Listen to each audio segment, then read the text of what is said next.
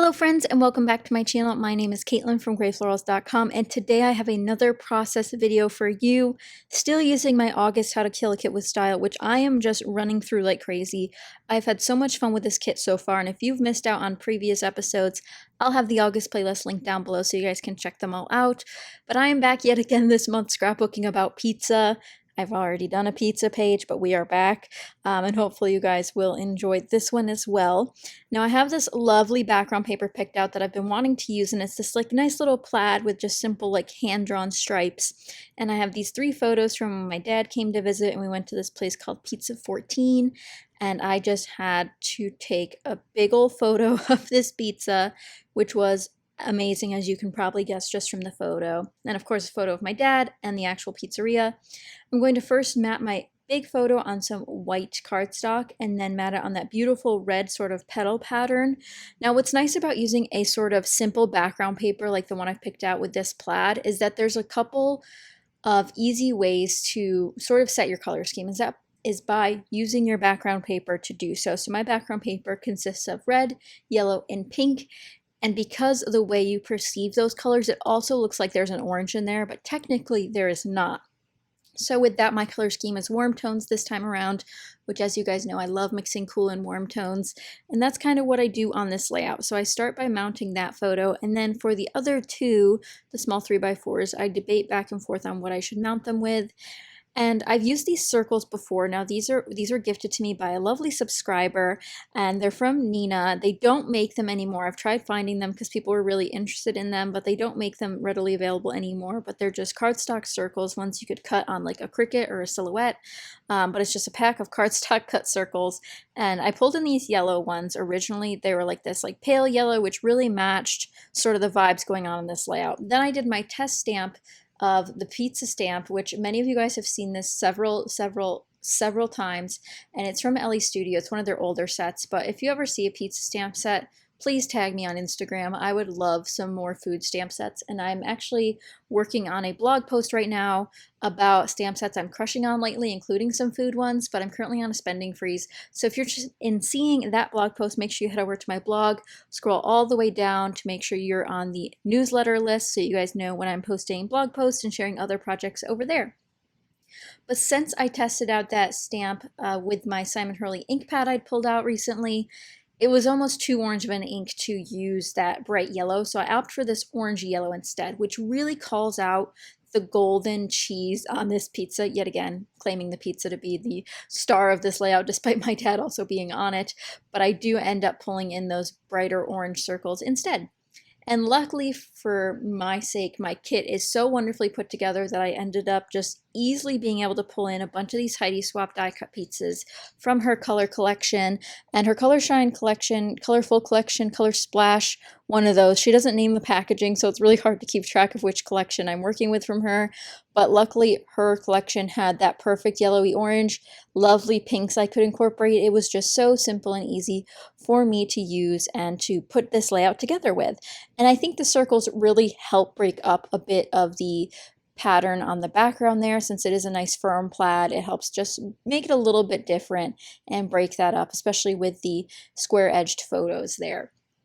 For these 2 small photos, I used some scraps from my paper pad that's for this kit, which is just a lovely pink and white stripe. And since they couldn't fit on the smaller one together, I ended up going for a vertical mat instead of a horizontal one, so the stripes run vertically, which in this case, since I have lines going both ways from my background paper, it doesn't really matter which way I matted these. I do like the pink on both the left and the right side, so I really liked the idea of matting them that way.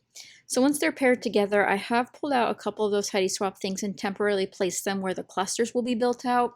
Now, if you guys remember, I do have a layout, again, of this particular day already scrapbooked, and it's more so not talking about the pizza, but it's at the same location and has the same color scheme. So I assume they'll go next to each other in the album. So these will sort of be not a double page spread, but it will be a complementary spread that goes together. So that's kind of why I like being able to work within a kit, because it doesn't have to necessarily fully match, because this one's definitely more oranges and the other one has a ton of blue on it, but it works.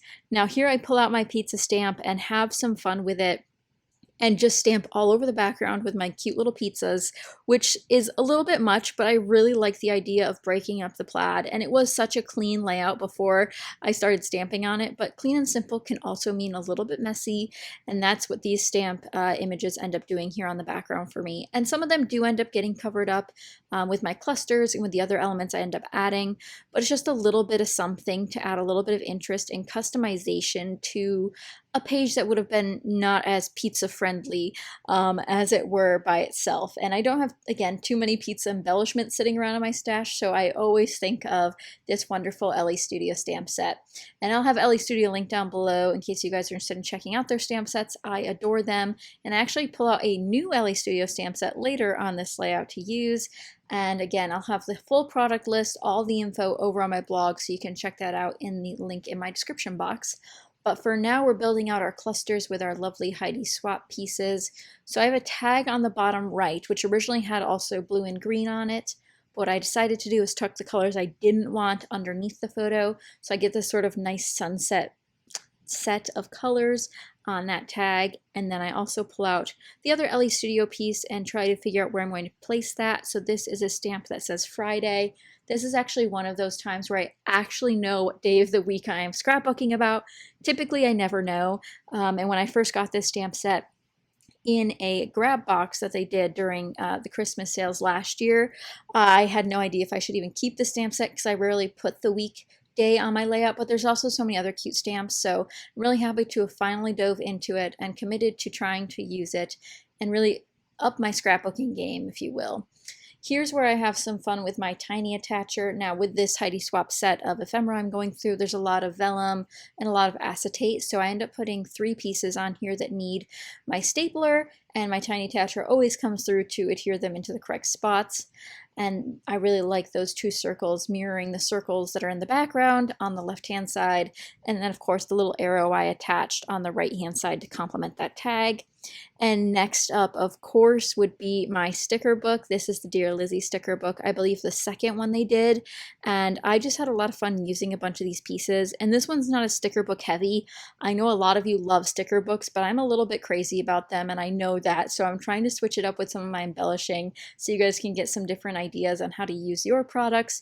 But I'm really starting to think I'm much simpler of a scrapbooker than I originally thought. I thought I wanted all the bells and whistles all the time, but sometimes I go for a simple layout like this one, where it's mainly a bit of stamping and just a few select embellishments. So here I pulled out the Heidi Swap ephemera kit and then my sticker book, and that's practically it. I do look at a lot of other things, but none of them seem to come to fruition to making it onto this layout. And I really love how simple but energetic this layout is because the pizza screams pizza, the background screams pizza. This was all about pizza, and that's exactly what I wanted and I hopefully captured. And many of you will be surprised to know and to learn that there is not a single half-inch of washi tape on this entire layout. I did debate going to get my washi tape, but it was almost a burden because I had other stuff in the way. So I ended up not opting to use any, which I definitely might go back and add some if I'm feeling a little bit stressed about not including washi tape on the layout for the first time in a very long time. But I really loved how this one turned out, and I wanted a simple title to sort of match my other page, which had a little bit of red on it as well. So I go for my Ellie Studio alphabet that I've had for a while, and instead of saying oh yeah as I traditionally would, I put oh yeah. Oh, I only had one E left and I didn't want to use it on this layout, so I go for oh yeah, which the same effect.